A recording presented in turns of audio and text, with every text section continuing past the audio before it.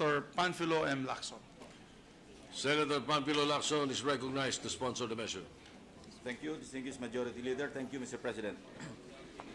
Mr. President, distinguished colleagues in this august chamber, your Committee on Public Order and Dangerous Drugs has the honor to report back for the consideration and approval of this body, Senate Bill number 2031 under Committee Report number 483, authored by this representation, Senator Grace Poe and Senator Sani Angara, entitled An Act Providing for the Rank Classification in the Philippine National Police, amending for the purpose Section 28 of RA number 6975 as amended, otherwise known as the Department of Interior and Local Government Act of 1990. As a brief background, Section 28 of Republic Act number 6975, or the Department of Interior and Local Government Act of 1990, provides that the rank classification of the members of the Philippine National Police are as follows: Director General, Deputy Director General, Director, Chief Superintendent, Senior Superintendent, Superintendent, Chief Inspector, Senior Inspector, Inspector, Senior Police Officer 4 or SPO4, Senior Police Officer 3 or SPO3, SPO2 and SPO1, and Police Officer 3 or PO3, PO2, and PO1. Essentially, Mr. President, the intent of this legislative proposal is simple. That is, to adopt a more common rank nomenclature to standardize the way that our law enforcers are being called. In order to maintain its clear distinction from the members of the Armed Forces of the Philippines, the ranks to be used in addressing the PNP personnel shall be preceded by the word police. Mr. President, this measure is geared towards our collective pursuit of eliminating confusion on how our law enforcers must be addressed, and ultimately bringing our policemen closer to the populace. Mr. President and distinguished colleagues, the Academy of Management, a prestigious institution composed of professionals and scholars, made a study in 2014 that suggests how job titles become vehicles for identity expression and image construction, which then serve as embodiment of how we present ourselves to the world. Mr. President, dito sa ating bansa, kung ikaw ay nasa ospital, ang tawag mo sa gumagamot sa iyong karamdaman ay doktor o doc. Kung nangangailangan ka ng payo ukol sa mga usaping legal, tinatawag mo ang iyong kausap na attorney. Ngunit tuwing may kausap tayong alagad ng batas, mas madalas pa nating marinig ang turing na sarge o pinag-iksing sergeant, major or colonel kaysa sa tunay na ranggo na ginagamit ng ating kapulisan, PO1, PO2, SPO1 to SPO4, inspector, and so forth and so on. Coming from the ranks of the law enforcers and being the 8th chief of the PNP, I remember that back then, I was never addressed as Director General, but rather simply General. Admittedly, even I am guilty of still using the military rank assignments when referring to or talking to my former police officers. Even up to the present time, during interviews or media conferences, members of the PNP themselves unconsciously use the military nomenclature when pertaining to their superiors or fellow police officers.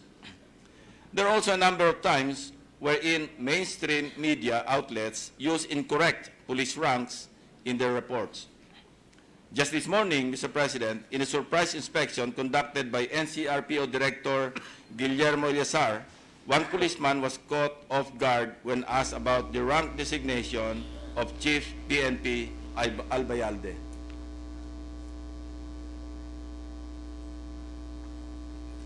Pero ang malaking sablay, hindi niya alam ang ranggo ng kanyang mga opisyal. Our Chief PNP.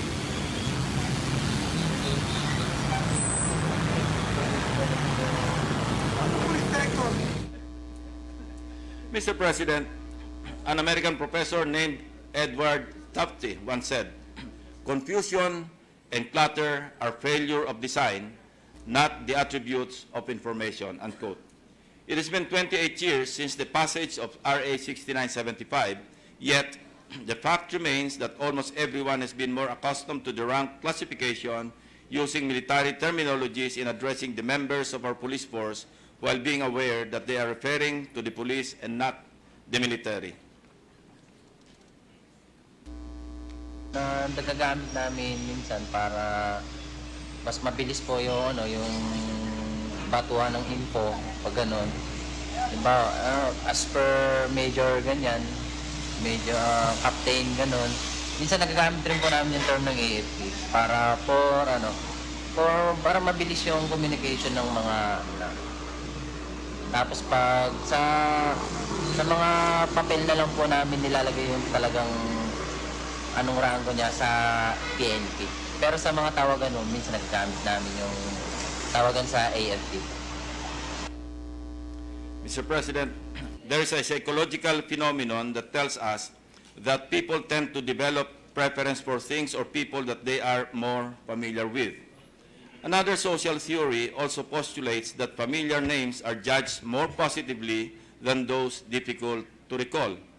Further, as a former law enforcer myself, I understand our policemen when they attest that similar ranks between the PNP and counterpart members of the AFP will be advantageous in terms of enhancing their interoperability. Mr. President, the PNP manual spells out that the PNP units may either operate as a single force or as a part of joint PNP-AFP combat operations. In both cases, lateral coordination is a must. Experiences both of our policemen and soldiers tell us that unnecessary lags occur when one still finds it necessary to check who his or her counterpart from the police or military is. As hyperbolic as it may sound, we cannot afford any delay in coordination in counterterrorism operations and operations against other threats to national security.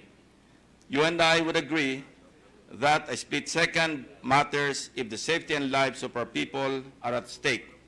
In addition, Mr. President, pushing for this measure will spare our policemen the time of explaining their equivalent ranks to foreign police forces in order to determine the protocol that must come in order every time that they are attending regional or international policing engagement.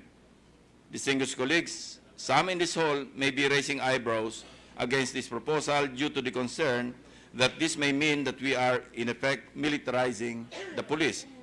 Such apprehension stems from the constitutional provision that the state shall establish and maintain one police force which shall be national in scope and civilian in character. Hence, we sought the opinion of the Department of Justice to give its position on the constitutionality of this measure. The Department of Justice, through a letter duly signed by Undersecretary Emeline Aglipay Villar, dated 10 August 2018, gave this proposed measure a thumbs up, as it finds no clear and categorical infringement of the Constitution. Further, the DOJ maintains its position that the proposed amendment does not change the civilian character of the National Police Force as provided under Section 6, Article 16 of the 1987 Philippine Constitution. The adoption of the military equivalent rank does not simply does not imply transfer of control over the PNP from civilian authority to the military. The PNP remains to be civilian in character, administered and controlled by the National Police Commission. The NAPOLCOM also expressed its full support to the proposal of amending the present rank classification of the members of the PNP through a position paper dated 10 August 2018. The Commission underscored that the civilian character of the PNP was already achieved when it was removed from the armed forces of the Philippines. Mr. President, the amendments being proposed by this bill hew to said premise. The Philippine National Police shall continue to adopt a service-oriented outlook in consonance with its existing police-community relations doctrine consistent with its sworn duty to serve and protect. As a final word, Mr. President, pushing for this measure has in fact reminded this representation of a sensible discussion in a book that I read about character and ethics in policing.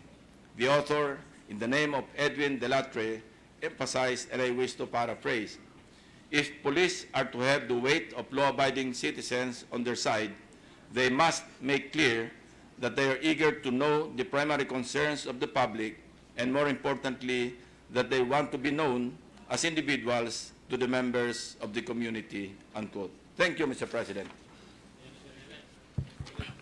Thank you, Mr. President. Mr. President, I completely agree with Senator Lacson.